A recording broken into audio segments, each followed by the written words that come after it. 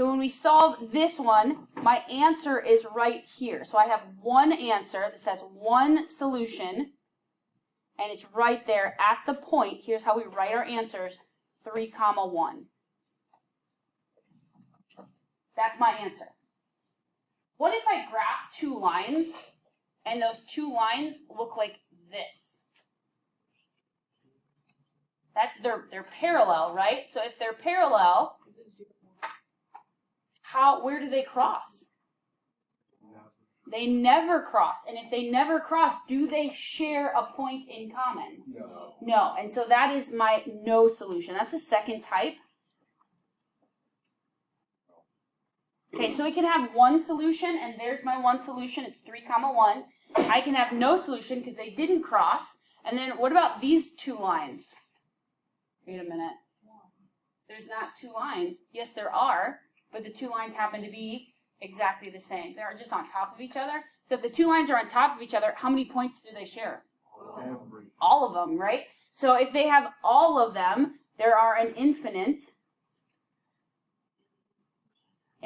many solutions.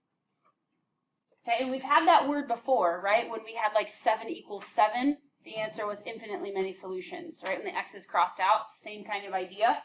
But this time, when I graph the 2 lines, they just happen to be the same. Okay, so these are our special solutions.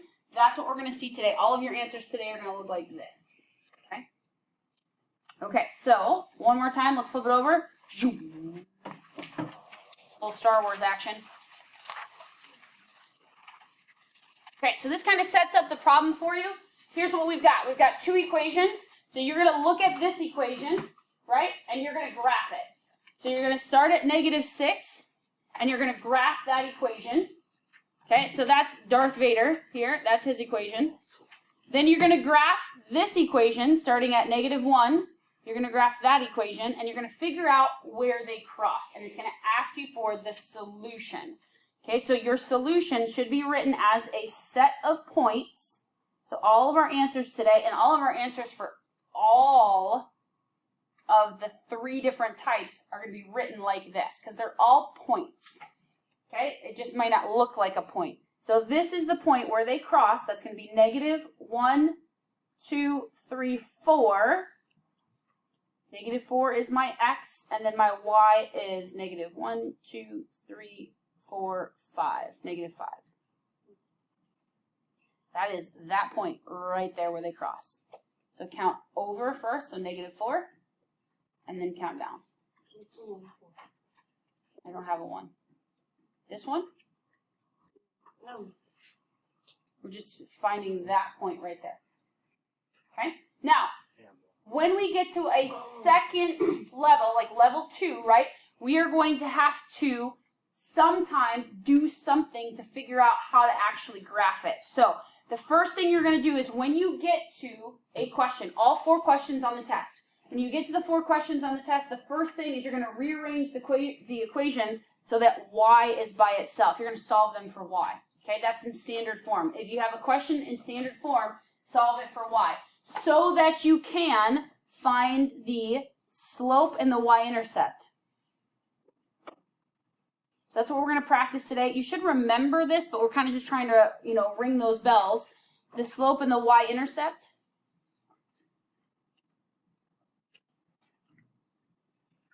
We're going to graph each equation on the same graph, which is called a coordinate plane. That's how the fancy people say it. Okay? The answer, or the point, where the lines overlap is called the solution. So the point, which is x comma y, where the 2 lines overlap, that's going to be your answer. Okay? So this is for every single thing we do. Now I can show you how to do this solve by y for point slope form, but you can also just pull out the point and the slope as well. So we'll kind of look at it both ways. Okay, so here we go. At the bottom, we kind of already talked about number 1. Let's just skip right over to number 2. Let's go ahead and graph it.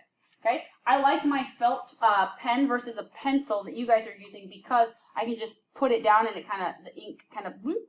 So if you want to use a pen instead of a pencil, or if you want to use a highlighter in there too, Just makes it a little bit easier when you're graphing on these super tiny graphs, just as an FYI. Okay, so this first one, what I'm going to do is I'm going to graph my y-intercept of -3. This is where you start, right? So we're going to start here. I'm going to start at -3 on the y-axis. So on the y-axis, we're going to go -1, -2, -3. Okay, and all I have to do is push down. If you're using a pencil, you kind of have to do a little scribble, right? So that's why I kind of like to use my marker. Okay, and then you're going to use this as your slope. There's no number there. 1. And when it says a 1 on the top, what's on the bottom? 1. So we're going to go from there, up 1 over 1, up 1 over 1. And the difference between graphing now and graphing before is that you're going to want to do several dots. Okay? You want to do a couple dots forward using your slope, but you also want to do a couple dots backwards. Okay, so if I go backwards, instead of going up 1 over 1 to the right, I'm going to go down 1 and to the left right, or to the left 1, sorry. And there's your line. Okay, the reason you want to do a bunch of dots is because, let's be honest, we didn't all go to college for drawing straight lines. Okay, so we're not straight line drawing experts. So if you try to go just based on your line and try to figure out where they cross, what if your line's not straight? You could get the wrong answer. You could get the wrong point. Okay, so it's not exactly accurate if you're not doing several points. Okay, now let's do the second one. So my second one is going to start at +3. So this is my start, +3. +1, +2, +3. And then from there, my slope is -1 over 2. If my slope is -1 over 2, the first thing I'm going to do is go down and then to the right. Ooh, I'm heading towards my line. This is good. Now I'm going to do it again. Down and towards the right. 2. And you should have one dot that was purple for me, and now it's also red. So you have one dot that was for both lines. Okay? And then you're going to go ahead and just connect your dots. Okay, so there's my picture, and my answer is right here where they crossed, which is the point 4, 1. Because this is a new standard for us, what we're going to do is we are going to stop, okay, and practice as a part of our notes time. So if you turn the page, there are 2 more for you to practice right at the top there. Okay, and you can try the third one if you want, but I want to see those done before we move on. So the first graph, you're going to graph it the same as we were doing before on this number 5. The first graph is going to start at 1. We're going to start here at 1.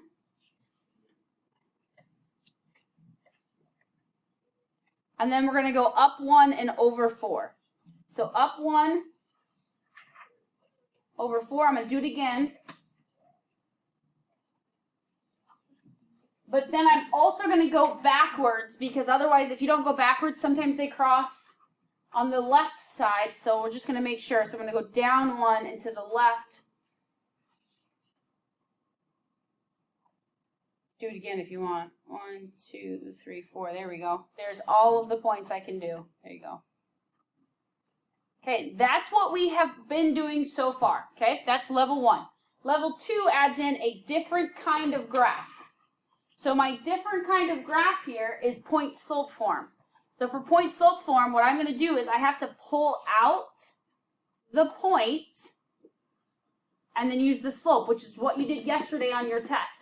What would the coordinates of this point be? It would be 3 and -2. So 3, -2 is where I start at. Okay, so let's put that on the graph. This is why I said it's kind of crazy, because your brain is going to be asked to do 2 different things. So 3, -2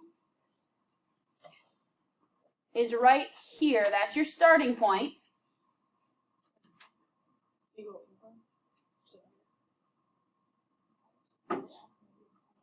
I got it. I graphed this point, 3 comma negative 2. Now I'm going to use this slope of negative 2/7. Now, if you want, think about this, be smart about it. If I go down 2 and to the right 7, am I going towards the other line? No. Can I do that slope? Sure. Down 2, 1, 2, 1, 2, 3, 4, 5, 6, 7. Great. That didn't get me to cross the line, though. So instead of going down and to the right, I need to go up and to the left. So up 2, 2, 3, 4, 5, 6, 7. There's my answer. Okay, so we've got negative 4, 0 for this answer. Let's go down to number 6. This is the last type we have not talked about. Okay, so I put a little box over here because in standard form, you have to solve this for y. Okay, you have to solve it for y so that you can put it on the graph in slope-intercept form. So here we go. This is my equation, 3x plus y equals 3.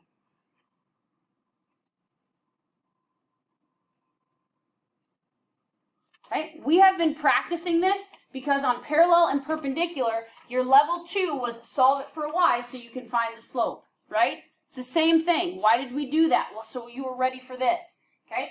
So we're going to solve this for y by subtracting 3x from both sides.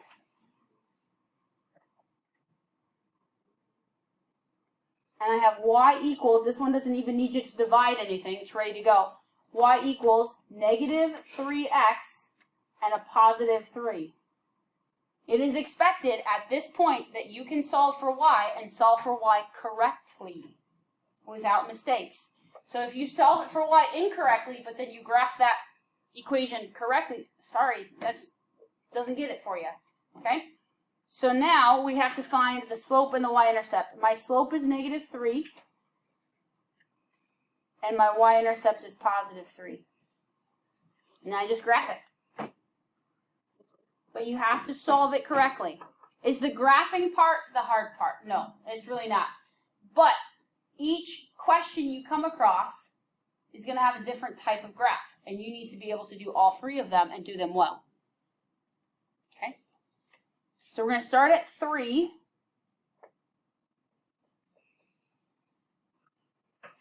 And then we're going to go down 3 over 1. I'm going to do that a couple of times just to make sure. Down 3, 1, 2, 3 over 1. 2, 3 over 1. Okay, there's my first line. Okay, does it really matter if you even connect the dots at this point? No, you may want to wait to connect the dots because a couple of you, when we were working on those first 2, we did our slope the wrong way, right? And if you do a really big thick line and then you have to erase it, it's kind of difficult. Okay, so that's my first equation. My second equation, this one's already in slope-intercept form. I'm going to start at negative 5 with a slope of 1. Slope of 1 is positive 1, positive 1. And right there is where they cross.